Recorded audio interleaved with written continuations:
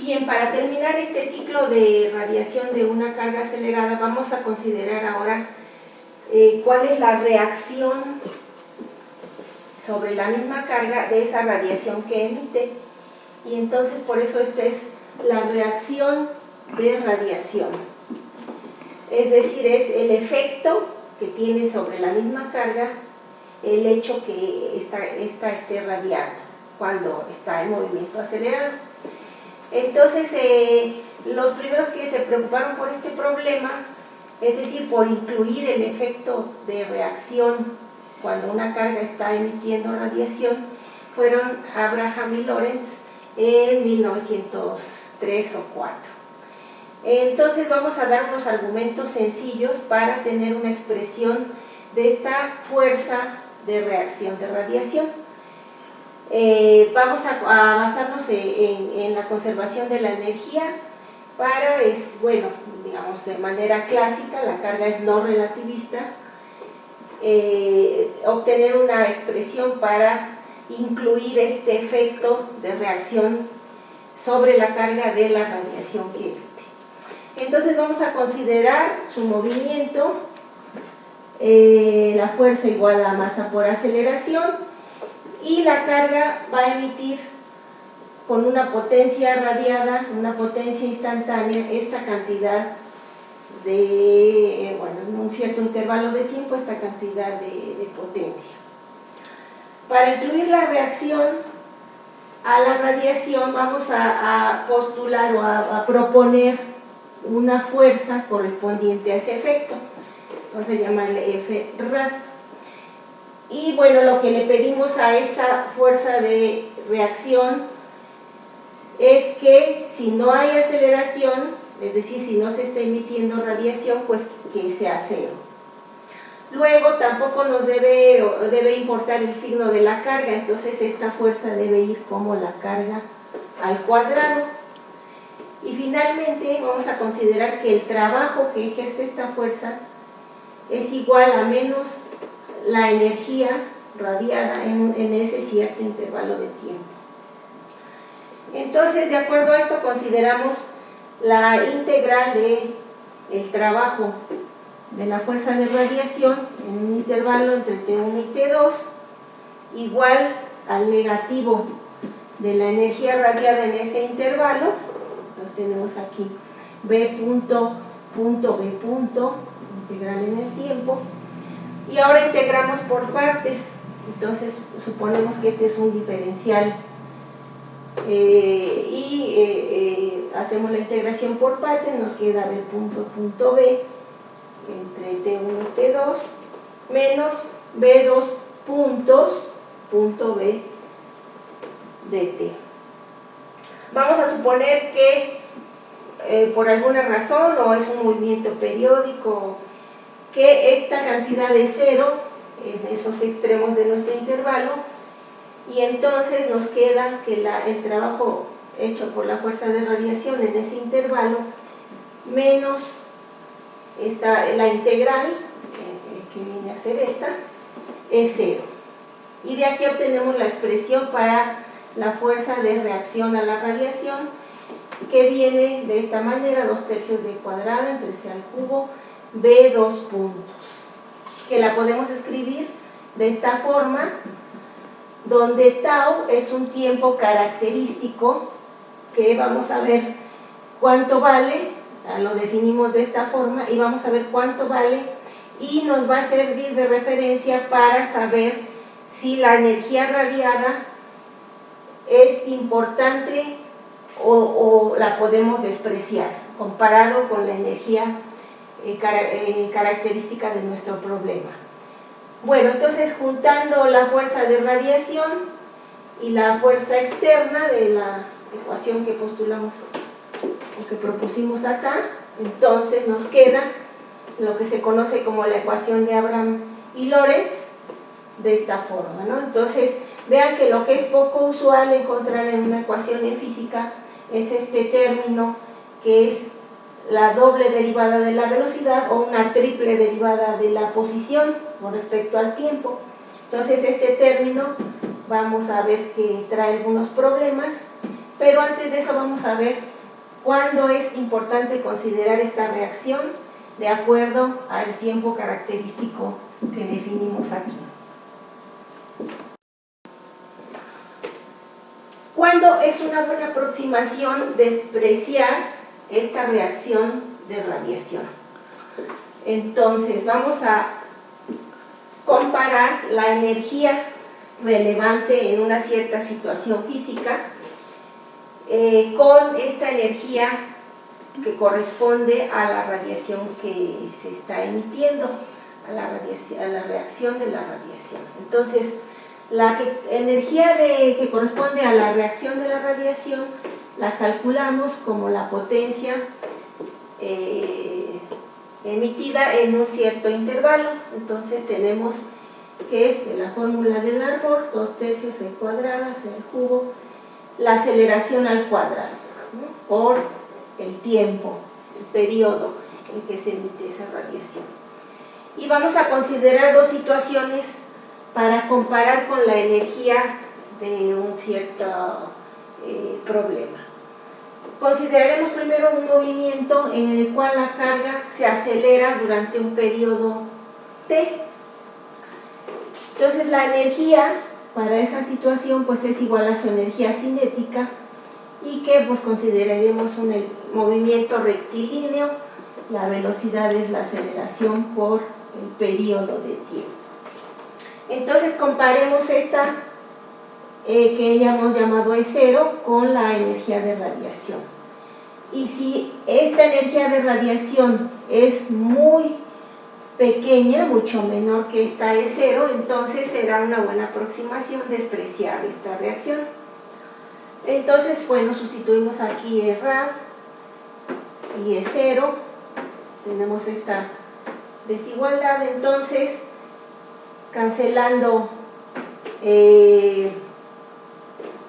al cuadrado t, y aquí nos queda, multiplicamos y dividimos por la masa, y nos queda lo que hemos definido como tau, el tiempo característico, que lo tenemos acá. Entonces, siempre que el tiempo en el cual la carga esté acelerada sea mucho mayor que este tau, será una buena aproximación despreciar esta reacción de la radiación. Ahora este tau lo definimos como la carga al cuadrado entre la masa por c al cubo. Para el electrón esto vale 6.26 por 10 a la menos 24 segundos. Entonces, si t, el tiempo en el cual actúa la fuerza que acelera a la carga, etcétera, es mucho mayor que este tiempo, de 10 a la menos 24 segundos, pues entonces es una buena aproximación despreciar la reacción de la radiación, ¿no? Mucho mayor, pues ¿qué es mucho mayor? Pues ya digamos 100 veces más grande, ya es mucho mayor. Ahora, este tau también podemos verlo como una distancia, ¿no? Este tau, la distancia que la luz recorre en este tiempo es de 10 a la menos 15 metros. Esto lo podemos relacionar con el radio clásico del electrón. Entonces, en este tiempo, la luz recorre una distancia igual, si consideramos que el electrón es una pelotita, tiene un radio del orden de 10 a la menos 13 centímetros, entonces la luz recorre esa distancia en este tiempo. Entonces, para la mayoría de los problemas prácticos, pues es buena aproximación despreciar la reacción de la radiación. Ahora vemos otra situación de un movimiento cuasi periódico. Entonces vamos a tomar la velocidad tangencial, es igual a la velocidad angular por el radio de curvatura, y la aceleración centrífuga es o centrípeta, la velocidad angular al cuadrado por el radio de curvatura.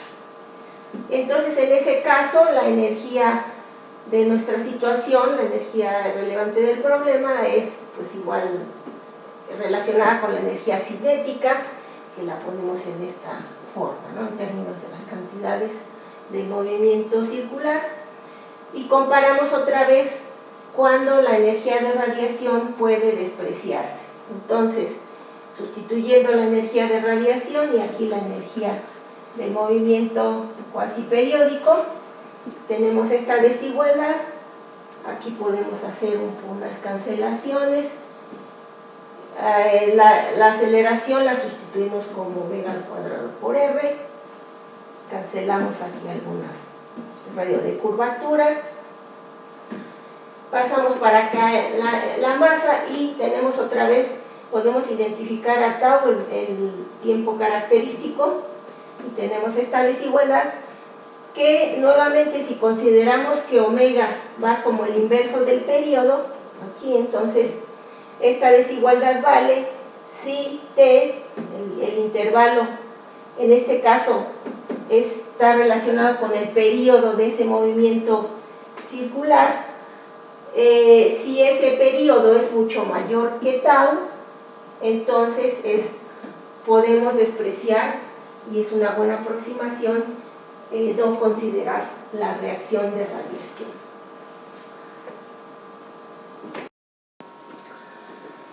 Regresando a la ecuación de Abraham y Lorentz, para el movimiento de una carga, ya tomando en cuenta el efecto de la reacción de radiación en este término, y aquí tenemos el parámetro tau, que ya vimos que es muy pequeño, pues resulta que esta ecuación presenta algunos problemas. Primero, desde que la derivamos, bueno, supusimos que la carga era no relativista, y eso pues nos da una ecuación que no es covariante de Lorentz. Pero otro problema viene con este término, y vamos a ver un ejemplo de eso. Y es que nos da una solución físicamente no razonable. Entonces, supongamos que la fuerza externa es 0. Entonces, nos queda esto, y resolviendo para B punto, tenemos dos posibles soluciones. Bien, B punto es 0, lo cual está bien, ok, pero podemos resolver aquí en términos de una exponencial y obtenemos esta solución. Entonces, una exponencial que crece en el tiempo. Entonces, nos dice que la aceleración crece en el tiempo exponencialmente, pero no hay una fuerza externa. Entonces, esto es físicamente incorrecto, y ese es uno de los problemas asociado a este término de doble derivada de la velocidad. Entonces, se han hecho otras propuestas. Por ejemplo, en una de ellas se considera que como la fuerza, vamos a considerar que esta fuerza externa no es muy grande, y entonces hacemos un desarrollo y consideramos solamente hasta el primer término. Y tenemos esta ecuación, que es un poco mejor que la primera, y es la 1610 del Jackson, pero de todos modos la situación no es completamente satisfactoria. En relación a la covariancia o covarianza, también se hicieron bastantes desarrollos tratando de obtener una expresión covariante para la autoenergía y automomento de la carga. Y entonces se propone la autoenergía de la carga de esta forma. Aquí sería una de self energy y self momentum, y el momento. Sin embargo, cuando se pone esto en el sistema de referencia que va con la carga, o sea, su sistema de reposo, se ve que estas expresiones no son covariantes de Lorentz, ¿no? Hay un término extra cuando se hace una transformación de Lorentz a estos. Para pasarle del sistema de reposo de la carga a cualquier otro sistema inercial, hay un término extra que indica pues que no hay un balance entre las fuerzas inherentes a la carga. Ese otro problema Poincaré lo trata de resolver introduciendo un tensor, es decir, un término que balancee ese extra indeseado, y efectivamente obtiene una expresión para la autoenergía que es covariante. Sin embargo, ese término o tensor de tensiones que propone no está justificado, se desconoce su origen, y entonces es cuando vemos que dentro de la electrodinámica clásica no hay una explicación para que las partículas cargadas sean estables, ¿no? Porque en principio, si con el formalismo de la electrodinámica clásica llegamos a que dentro de la carga, en su estructura interna, va a haber fuerzas desbalanceadas. También otros lo formulan el problema como que en el interior de la carga, que suponemos que no es puntual, ya no va a haber balance tipo tercera ley de Newton. Entonces va a haber un desbalance de tensiones y eso haría que las partículas cargadas fueran inestables.